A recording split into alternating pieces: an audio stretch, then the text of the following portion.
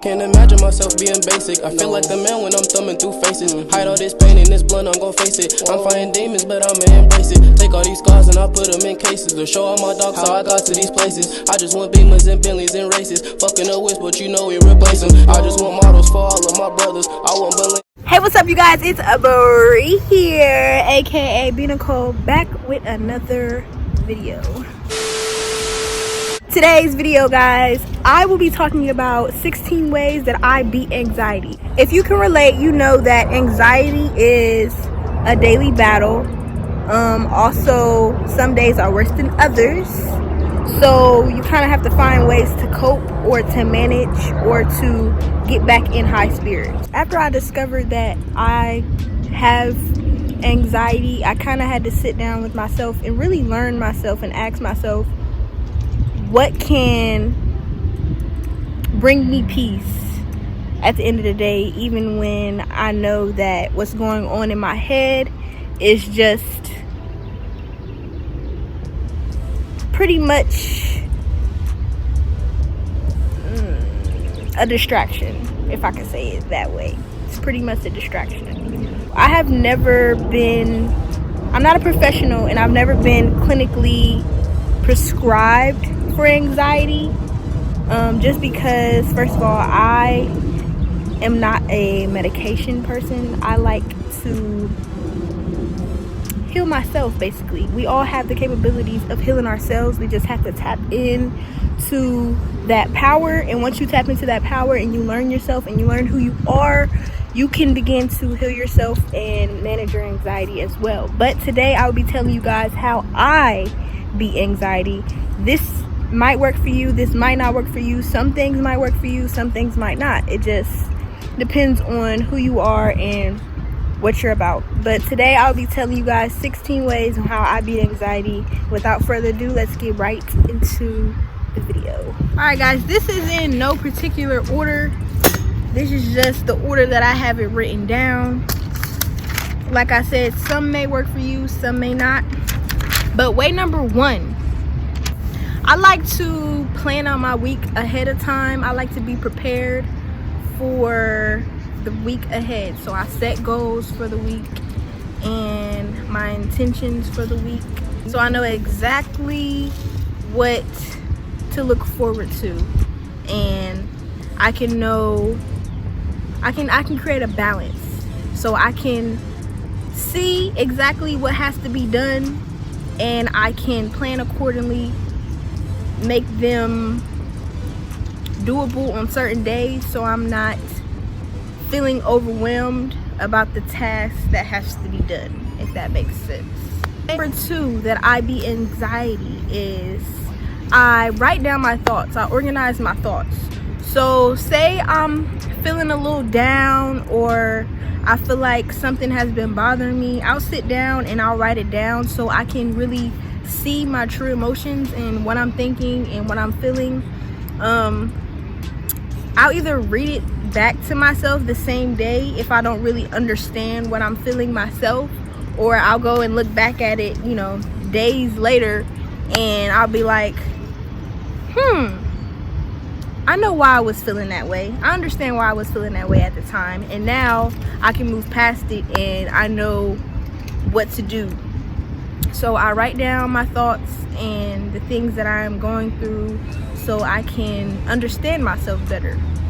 I guess you can call it journaling. I think that's what they call it, journaling, or it's kind of a way of shadow working. If you're into shadow working, that's kind of what it is, but more natural. You don't have prompts, you're just freely expressing yourself through writing without telling people your business.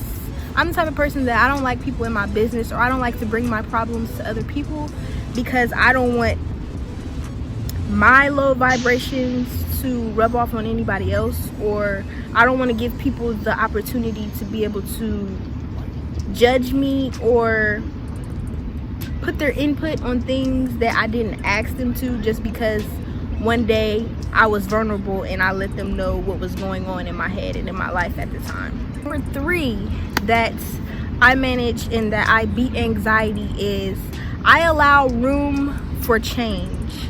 I allow room for my schedule to change. Like I told you before, way number 1 is creating a schedule for the week, setting out my goals for the week. But things don't always happen as we plan them to, so I allow room for change. Now, me personally, I struggle with change. I don't like change. I like staying in my comfort zone. So when change comes about, it makes me frantic. It gets me antsy. I get nervous because this wasn't what I planned. It wasn't in the plans, and I feel like I won't know what to do. So I don't have that problem, and I cut out that anxiety. I leave room for change, and I allow change to happen because it's going to. Unexpected things happen all the time, and you just have to accept that. Way number 4 that I beat anxiety is I do not rush. It gets on my mother's nerves. She thinks that I don't have a sense of urgency, but for me, if I don't rush, it keeps me at peace. It keeps me grounded. When I do rush, it brings me anxiety. If I'm rushing, like when I was in high school and I used to have to get up on time in order to get to school on time, rushing gave me anxiety, and I would be off balance for the rest of the day, and I wouldn't be able to focus or be as productive as I would if I wasn't so rushed. So I don't like to be rushed. I believe that there is always enough time to do whatever I need to do, and when I feel like there isn't, and I feel like I'm getting antsy about the time, I literally take a breather in the moment. I calm myself down, and I literally tell myself that I have more than enough time and energy. And I promise you, I have been almost late to work so many times, or I thought that I was going to be late to work so many times, and I told myself to just calm down, that I have enough time and enough energy to do what I need to do in order to get to work on time, and I always get to work on time. I promise, it works. Try it for yourself. Way number 5 that I beat anxiety is through stretching.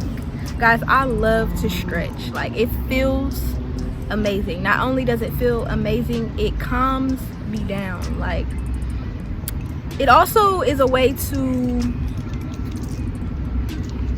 get your blood flowing again, get your mind right, get your mind back focused on whatever you're doing. For example, if I'm doing jeans, you know, jeans is a long process, so I'll stop midway and stretch a little bit, and it'll renew my mind, renew my body, and I'm back focused, back energized, ready to continue doing whatever I was doing. So stretching really helps. Not only does it help your blood flow, it tones your body up. It's a way to exercise without, you know, breaking a sweat, but it also helps you calm yourself down and become present in the moment, which is very important. Way number 6 is through meditation. Meditation and stretching for me go hand in hand because I do both at the same time. So meditation basically is a moment for you to be present in the present as much as possible, to listen to what's going on inside of your head, inside of your body, what's on your heart, anything. So 15 minutes a day of meditation in a consistent spot, or a safe place, a pretty place, a quiet place, a peaceful place that makes you feel comfortable, where you're comfortable enough to where you can close your eyes and not have to worry about, you know, any distractions or anything that's going to make you feel uneasy. Meditation is a great way for anybody, even if you don't have anxiety, to balance out your life and learn yourself, really get to know yourself and figure out who you are and what triggers you and things like that. Basically, yeah, that's all I had to say about meditation. Way number 7, guys, is through prayer. I know everybody does not believe in the same things, but I do believe in God. I believe in Christ and his son Jesus. So prayer is a way for me to get out of my reality, take a break, and make sure that I am not only moving and doing things in the presence of God, but also making decisions with him, because without him I am nothing, but through him I am everything. So prayer really helps me. It keeps me grounded. It brings me back to who I am at the end of the day, and it makes me feel good. It calms me down. It brings me the answers that I need. It's just, you know, another way. Way number 8 that I beat anxiety is taking a break. Sometimes it is necessary to take a break. It is okay to take a break. The world that we live in, everything is always moving. We're taught to always be moving, always progressing, but you cannot progress if you're not taking care of yourself mentally, physically, and emotionally. So taking a break sometimes is very, very necessary. And what I mean by a break is literally don't do anything and don't feel bad about it, because I know I used to feel bad about taking a break or being tired some days and not wanting to do nothing. That is okay, but as long as you get back up and know that you cannot stay in that state, a break is okay. Take a day break if it is really, really necessary, especially if it's going to make you feel better and make you more productive in the end. Way number 9 is self-care. If you've seen the first video that I filmed for 2021, which was my vision board video, I will put the link down in the description box if you have not seen that video already. I talk about self-care. Self-care is very, very important. Self-care and self-love go hand in hand. Without self-care, you have no self-love. So self-care is a way.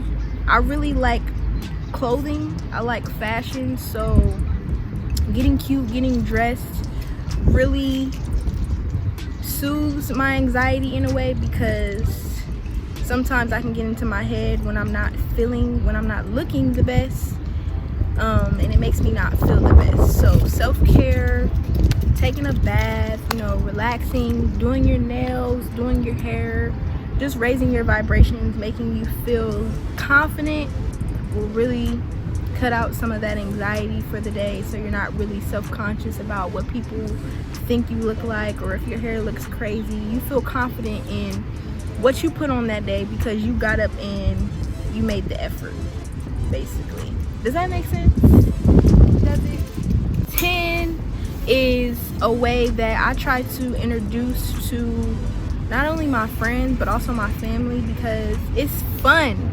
Way number 10 is painting. Even if you're not an artist, even if you feel like you're not creative, I swear, try painting. If you sit down with your friends or sit down by yourself with some music and a little vibe, or whatever you like to drink on, or whatever you like to do recreationally, and paint, it is a stress reliever, and it's really, really fun. You get to pick what picture you want to do. You can make it difficult, you can make it easy. Painting is a really, really good way to release some anxiety and to free your mind of some of that worry that comes about throughout the day. You can go to the Dollar Tree and get you canvases, paint, everything you need in order to do a sip and paint, or just paint on your own if you feel like it. Way number 11 is through creating. I feel like some people haven't really tapped into their creative side, but for me, that's a part of my purpose. And if I don't create or be creative and use my creativity on a regular basis, I get to feel a lot of anxiety, because God has put me on this earth to use my creativity in a way that inspires people. So when I'm not doing that on a regular basis, I really, really get to worrying and feeling overwhelmed, because a lot of ideas come to me on the daily, and if I'm not putting those ideas out into reality, I get very overwhelmed and my head gets crazy. So I have to create, whether it's YouTube videos, whether it's jeans, whether it's anything, whatever I feel like creating, whatever comes to mind, whatever I come up with in my head, I have to create. I have to bring it into the reality in order for me to calm myself down. It makes me feel better. 12 is one of my favorites. which is being out in nature. I am a Capricorn, and that is an earth sign. I don't know if that has anything to do with it, but I love being outside, especially when it's nice and sunny. The sun can bring you lots of joy, lots of energy. I feel like daily sun intake is very, very, very important. Even when the sun's not out, I like being outside. I appreciate the rain.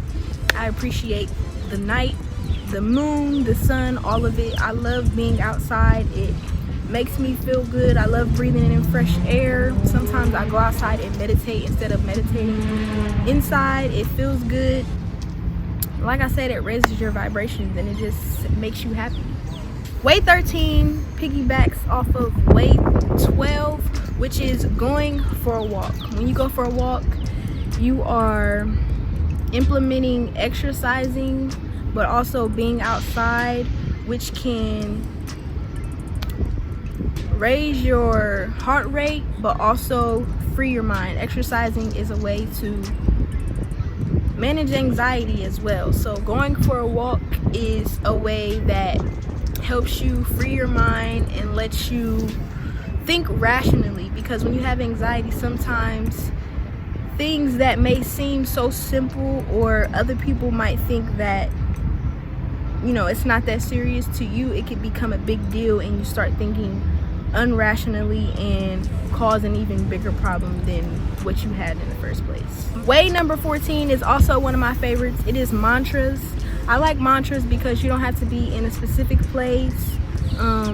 You don't have to say them out loud. You can say them in your head. But mantras are basically things that you repeat, like I am love, I am joy, I am peace, I am abundant, I am successful. Things like that will help you raise your vibrations and help you reassure yourself so you can stop overthinking and get back and tune back into reality, so you can tell yourself, create mantras for yourself that you feel are necessary for yourself. For example, I do mantras like I am a YouTuber, I am a successful denim designer, things like that, just to remind yourself and get back in that mode. Way number 15 is healing sounds. Now, a lot of people don't know this, but your environment, not only what you eat, but what you listen to, your intake, what you watch, all of that can affect you in ways that you don't even realize. Different songs bring out different energies, and different TV shows and things like that bring out different energies and vibrations, and can make you feel different types of ways even if you don't realize it. But listening to healing sounds can really calm you down and get you back in the right mind space, the right head space, and raise your vibrations ultimately. So you can just get on YouTube and type in healing sounds. There's different hertz. I don't really know how to pronounce the word, but it's like HZRT or something like that. There's different frequencies. There we go. There's different frequencies that are naturally healing. Also, an artist that you can listen to whose music naturally heals you is Jhene Aiko. Her recent album called Chilombo, she incorporated natural healing sounds in her music, so you can listen to her music and be getting healed at the same time. It's very uplifting. It's very trendy music. People love Jhene. So if you want to listen to some music and with words, without just listening to sounds that help you heal, Jhene Aiko is a great artist. I love her. Last and final way that I beat anxiety. Way number 16 is to be kind to yourself. You really have to accept every part of you. Like I said in the beginning of the video, that some days are worse than others. Sometimes you feel like you could have done better, and ultimately you probably could have, but you can't be too hard on yourself as well, because that can also bring you some sort of anxiety because you're beating yourself up. I know me, I'm a perfectionist, and when I feel like things are not perfect or they don't really go my way, or I let my anxiety affect how I treat the people that I love around me, I have to choose to forgive myself and remind myself that sometimes those things will happen, and as long as I'm progressing and I know who I truly am, and that some days are not always good days, I'll be okay. So really, really be kind to yourself, whatever that looks like for you. Be gentle. Just don't beat yourself up for the things that you ultimately you're working on yourself. Everything is a work in progress, so don't beat yourself up. Really, really be kind to yourself. All right, guys, that was the 16 ways that I beat anxiety.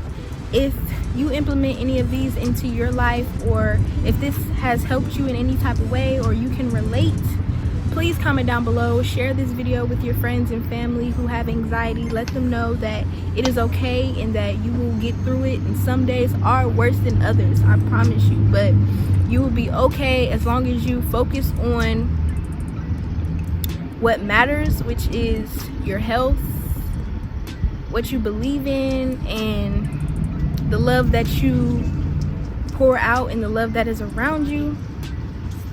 Implement these ways into your daily lives, and I hope they help you guys just like they helped me.